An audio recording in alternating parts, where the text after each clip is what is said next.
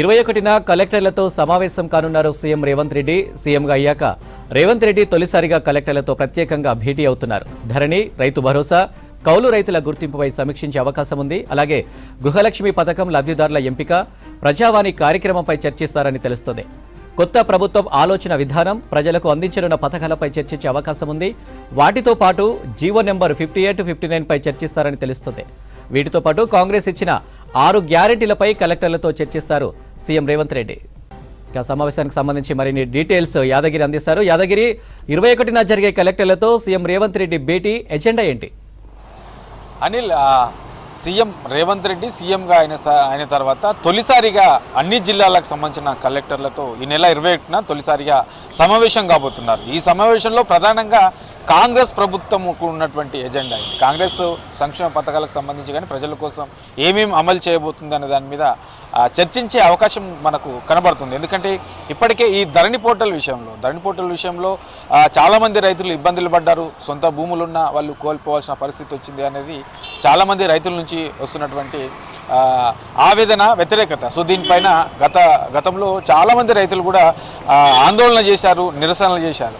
So దీనిపైన ప్రధానంగా చర్చించే అవకాశం ఉంది. ఇక ధరణి పోర్టల్ను మారుస్తూ, ధరణి పేరును మారుస్తూ భూమాతగా పేరు పెడతామని చెప్పేసి ఇప్పటికే కాంగ్రెస్ ప్రభుత్వం ప్రకటించింది కాబట్టి దాని మీద కూడా ప్రస్తావనకు వచ్చే అవకాశం ఉంటుంది. అయితే ఇప్పుడున్నటువంటి టెక్నాలజీ ధరణి పోర్టల్కి సంబంధించి ఏదైతే ఉపయోగిస్తున్నారో దాన్ని మరింత మెరుగుపరిచి, అంటే ఆ టెక్నాలజీ కాకుండా మరింత మెరుగు ఉన్నటువంటి టెక్నాలజీ ఏముంది, ఇంకా మనకు అత్యాధునిక టెక్నాలజీ ఏది వాడుకోవచ్చు అనే దానిపైన కూడా చర్చించే అవకాశం కనబడుతుంది. ఇక ధరణి ప్లేస్లో భూమాత పెడతాం కాబట్టి దాని మీద కూడా అన్ని జిల్లాల కలెక్టర్లకు సీఎం రేవంత్ రెడ్డి సూచించే అవకాశం కనబడుతున్నది. ఇక రైతు బంధుకు బదులుగా రైతు భరోసా పేరుతో 15 లక్షలు ఇస్తామని చెప్పేసి కాంగ్రెస్ మేనిఫెస్టోలో పెట్టారు. అందులో ఏదైతే పట్టదారు ఉన్నారో పట్టదారుతో పాటు కౌలు రైతులకు కూడా 15 లక్షలు ఇస్తామని చెప్పేసి ప్రభుత్వం ప్రకటించింది. దీని మీద కూడా చర్చించే అవకాశం కనబడుతుంది. తర్వాత కౌలు రైతుల గుర్తింపు, కౌలు రైతులకు సంబంధించి గుర్తింపు ఎలా చేయాలి, మరి వాళ్ళకి ల్యాండ్ ఉంటుంది, ల్యాండ్ లేని వాళ్ళు కొంతమంది ఉంటారు, ల్యాండ్ ఉన్న వాళ్ళు కొంతమంది ఉంటారు, వ్యవసాయం చేస్తూ ఉంటారు, ల్యాండ్ ఉన్న కౌలు తీసుకొని చేసే వాళ్ళు కూడా ఉంటారు.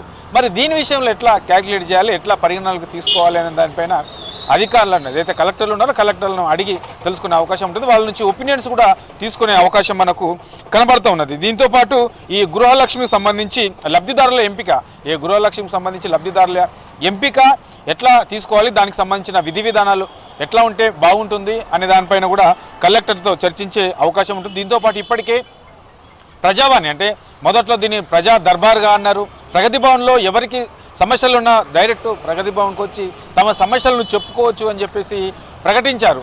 ఆ తర్వాత దాన్ని ప్రజావాణిగా మార్చారు. ప్రజావాణి ప్రతి మంగళవారం, శుక్రవారము ప్రస్తుతము ఏదైతే ప్రజాభవన్ ఉందో ప్రజాభవన్లో నిర్వహిస్తున్నారు. దీంట్లో అందుబాటులో ఉన్నటువంటి అధికారులు కొందరు, తర్వాత మంత్రులు కూడా వచ్చి డైరెక్ట్గా ప్రజలకు సంబంధించిన వినతి పత్రాలు తీసుకుంటున్నారు, ప్రజల సమస్యలను వింటున్నారు. సో దీన్ని ప్రస్తుతానికి ఇది ప్రజాభవన్లో మాత్రమే జరుగుతుంది. రాష్ట్రంలో ఉన్నటువంటి హైదరాబాద్లో ఉన్నటువంటి ప్రజాభవన్కు వివిధ జిల్లాల నుంచి రావాలంటే చాలా ఇబ్బంది పడుతున్న సిచ్యువేషన్ కనబడుతున్నది. చాలామంది ప్రజలు తమ సమస్యలు చెప్పుకునేందుకు హైదరాబాద్ వస్తున్నారు, చాలా ఇబ్బందులు పడుతూ ఉన్నారు. సో ఇట్లా కాకుండా దీన్ని విస్తరించాలి. జిల్లా స్థాయిలో కూడా ఈ ప్రజావాణి నిర్వహించే విధంగా ఉంటే ప్రజావాణిని ఎట్లా నిర్వహించు, గతంలో ప్రజావాణి కలెక్టరేట్లో నిర్వహించారు కానీ అది అంతగా దానికి స్పందన రాలేదు, దాని మీద ప్రజల సమస్యలను అంతా పట్టించుకోవట్లేదనే ఆరోపణలు ఉన్నాయి. కాబట్టి ఇప్పుడు ఏదైతే రాష్ట్ర వ్యాప్తంగా హైదరాబాద్లో నిర్వహిస్తున్నారో దీన్ని జిల్లా స్థాయిలో కూడా విస్తరించి దీన్ని ప్రజావాణిని ఎట్లా నిర్వహించవచ్చు, ఏంటి జనాల నుంచి వచ్చే సమస్యలను వినతి పత్రాలను తీసుకొని ఎట్లా సాల్వ్ చేయొచ్చు అనే దానిపైన కూడా కలెక్టర్ల సమావేశంలో చర్చించే అవకాశం కనబడుతున్నది. కొత్తగా అంటే ఇప్పుడు కాంగ్రెస్ అధికారంలోకి వచ్చింది కాబట్టి గత 9.5 ఏళ్లుగా బీఆర్ఎస్ ప్రభుత్వం అధికారంలో ఉంది. ఇప్పుడు కాంగ్రెస్ హయాంలోకి వచ్చింది. కాంగ్రెస్ హయాంలోకి వచ్చిన తర్వాత ఏం చేయబోతుంది, కాంగ్రెస్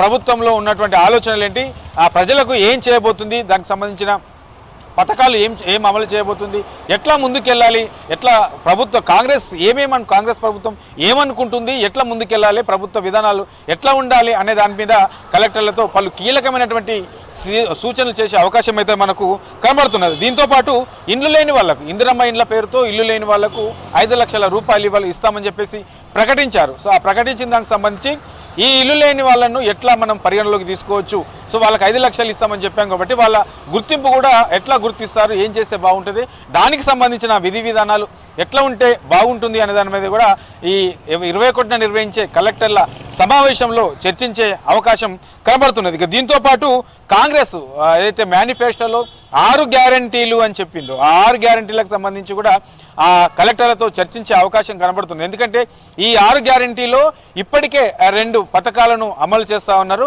ఆ అమలు చేస్తున్నటువంటి పథకాలకు సంబంధించి ప్రజల నుంచి ఎలాంటి రెస్పాన్స్ ఉంది, కలెక్టర్లు ఏమనుకుంటున్నారు, జనాలు ఏమనుకుంటున్నారు దానిపైన కలెక్టర్లను అడిగి తెలుసుకునే అవకాశం కనబడుతున్నది. ఇక 100 రోజుల్లోనే 6 గ్యారంటీలను అమలు చేస్తామని చెప్పారు కాబట్టి మిగతా 4కి సంబంధించి కూడా ఎవరెవరు అర్హులు ఉంటారు, దీన్ని ఎట్లా ఎంపిక చేయొచ్చు, దీనికి సంబంధించిన విధి విధానాలు ఎట్లా ఉంటే బాగుంటుంది, దీనికి సంబంధించిన దాని మీద కూడా పూర్తి స్థాయిలో కలెక్టర్ల సమావేశంలో చర్చించే అవకాశం అయితే కనబడుతున్నది. దీంతోపాటు గతంలో అంటే గత ప్రభుత్వం పైన వచ్చినటువంటి కొన్ని ప్రాజెక్టుల విషయంలో కానివ్వండి, తర్వాత కొన్ని అభివృద్ధి పనుల విషయంలో కానివ్వండి, వచ్చినటువంటి ఆరోపణల విషయంలో కూడా కలెక్టర్తో చర్చించే అవకాశం కనబడుతుంది. మొత్తానికి అంటే రేవంత్ రెడ్డి ఏదైతే సీఎం అయ్యారో, సీఎం అయిన తర్వాత వరుసగా వివిధ శాఖలకు సంబంధించి రివ్యూలు నిర్వహిస్తూ దానిపైన అవగాహన పెంచుకుంటూ పూర్తి స్థాయిలో ఒక రిపోర్ట్ తెప్పించుకుంటా ఉన్నారు. అందులో భాగంగానే రేపు అంటే ఎల్లుండి మనకు ఈ నెల 21న నిర్వహించే ఈ కలెక్టర్ల సమావేశంలో కూడా అన్ని జిల్లాలకు సంబంధించిన కలెక్టర్లతో అసలు కాంగ్రెస్ ప్రభుత్వం ఏం చేయబోతుంది, ఎట్లా ఉండబోతుంది అనే దాని మీద పూర్తి స్థాయిలో కలెక్టర్లకైతే పలు కీలకమైనటువంటి సూచనలు చేసే అవకాశం అయితే ఉంటుంది. Anil. Right Yadagiri, thank you.